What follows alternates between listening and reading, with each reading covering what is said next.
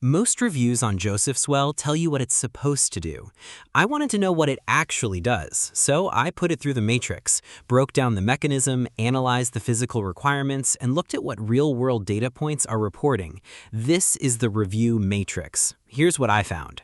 Here's what's actually going on with the current uncertainty surrounding resource independence.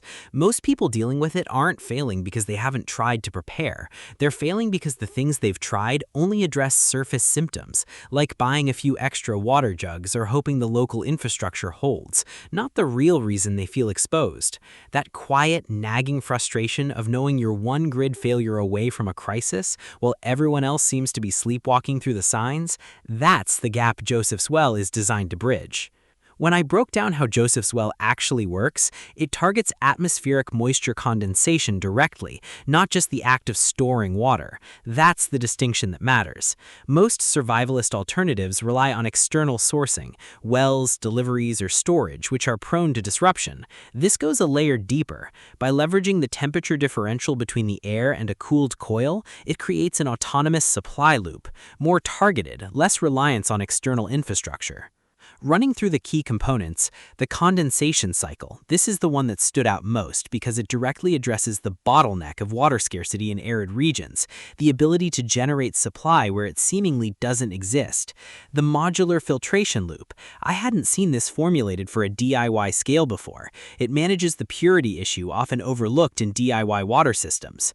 The power draw configuration, easy to overlook, but it's what makes the system compound instead of cancel itself out, allowing it to run on minimal solar input rather than requiring a massive high-draw grid connection.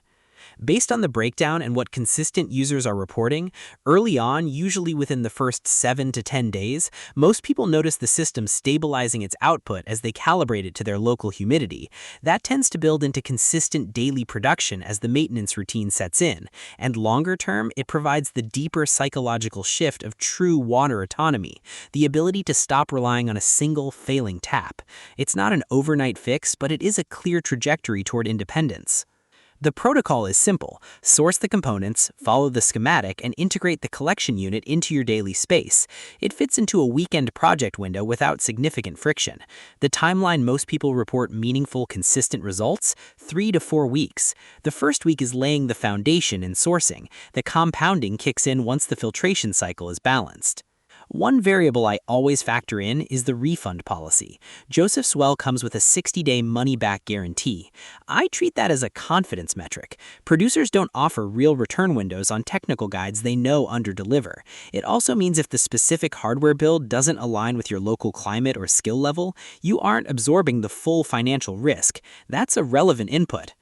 If the mechanism checks out for your situation and the problem I described is where you actually are, the link to the official page is in the description. Direct link, no resellers, no markup. Go through it, cross-check what I've covered, and run your own matrix. You've got everything you need to decide. If you've already run your own test on Joseph's Well, I genuinely want to hear what you found. Drop it in the comments. The more data points, the clearer the picture gets for everyone.